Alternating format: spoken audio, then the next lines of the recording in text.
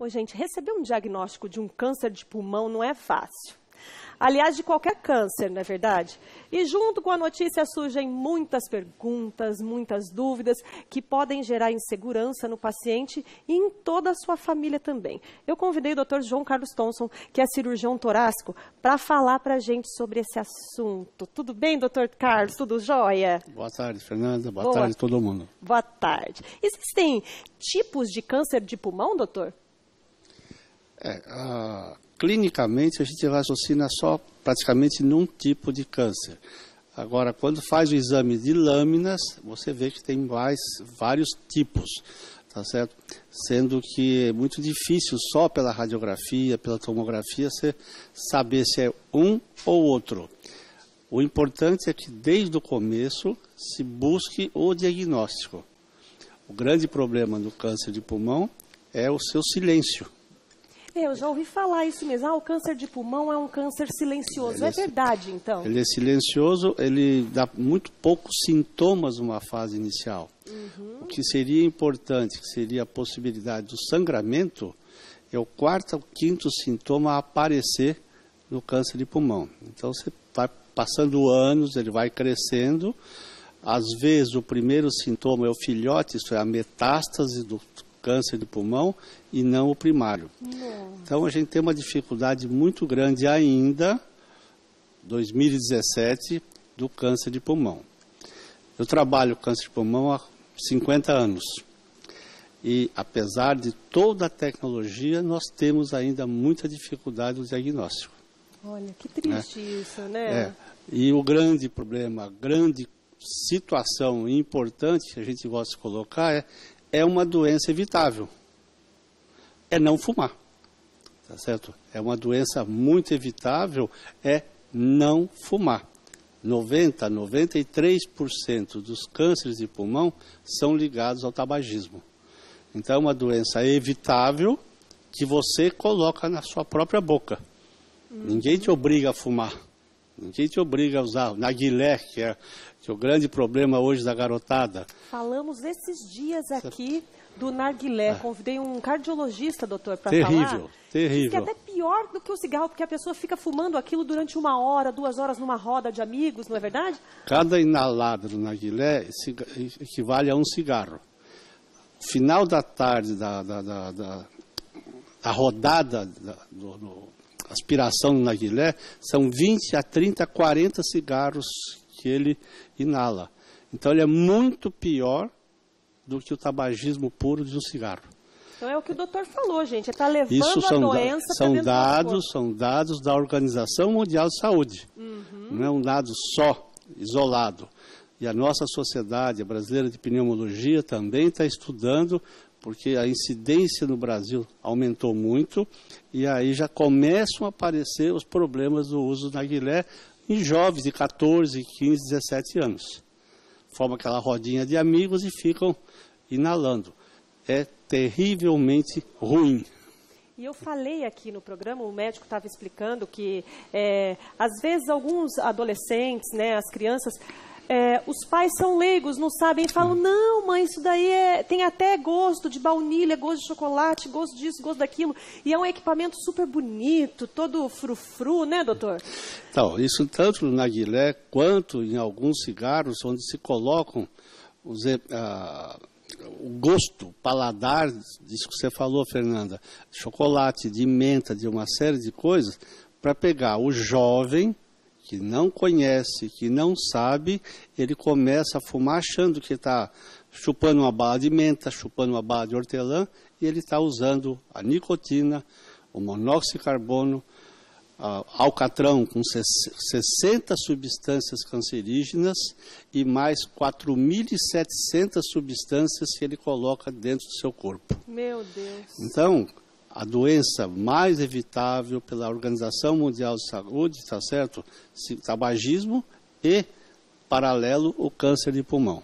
Então, o principal fator de risco câncer de pulmão. O cigarro também para o câncer de pulmão. E é importante referir que hoje, com a liberação da mulher, praticamente nós temos quase o mesmo número de câncer de pulmão no homem e na mulher. Um outro dado importante do câncer de pulmão é que no início do século passado, isto é, há 100 anos atrás, era uma raridade o câncer de pulmão. Quando ele aparecia num curso de medicina, tudo, você chamava os alunos para mostrar, olha, uma doença rara. Porque era a época do charuto, não era a época do cigarro. De 1910, 1915, houve a virada do charuto para o cigarro. De 1940 para cá, foi desaparecendo o câncer praticamente com o charuto, que diminuiu, e aumentou espetacularmente o câncer de pulmão dependendo do cigarro. Então, hoje, no mundo, são 1.200.000, 1.300.000 casos novos por ano de câncer de pulmão. Meu Deus. No Brasil, em torno de 35 a 40 mil, com uma mortalidade praticamente 100%. É o câncer que mais mata no mundo, é o câncer de pulmão, dependendo do cigarro. Então, esse aviso foi bom, você chamar a gente, um dos cirurgiões torácicos, pneumologista, para falar sobre câncer de pulmão, porque é terrível. Cada 10 pacientes que entram no nosso consultório com câncer de pulmão, 8,5 não têm condição de cirurgia. Nossa. Já perdeu a chance da cura pela cirurgia. Então é muito terrível, porque ele é silencioso, ele vai deixando, a tossezinha. A prevenção é não fumar. É não fumar. Ponto final.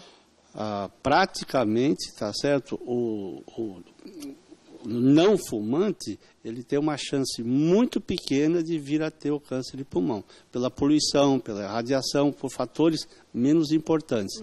O problema é o tabagismo. Pode ser genético em alguns casos, doutor? Existem algumas famílias que a gente percebe que tem uma propensão, tanto que uma das questões que se pergunta para o paciente é se outras pessoas da família têm o câncer ou câncer de pulmão. Há propensões, algumas coisas ligadas à genética, não é o mais importante, a não ser que você tenha a parte genética mais o tabagismo.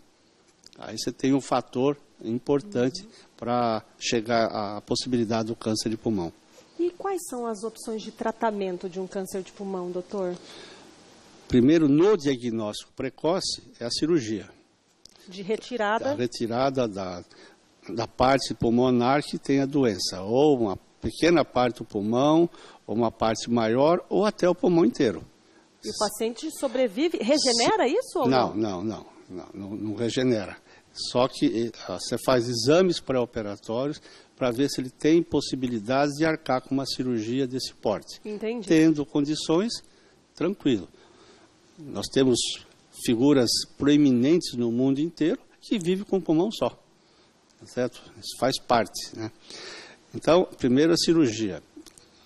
Depois, tá certo? Você tem a radioterapia e a quimioterapia. E atualmente está aparecendo uma cirurgia estereotáxica, quer dizer, colocação de agulhas na lesão pulmonar e a partir daí, com irradiação, conseguir também bloquear. São possibilidades que vêm acontecendo.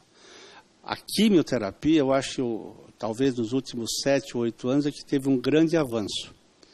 Ela ficou meio dormente muito tempo. Em 7 ou 8 anos para cá surgiram novas drogas, novas possibilidades de jogar a doença para frente, tá certo, né? Então, você tem possibilidades, mas o mais importante, primeiro, não fumar.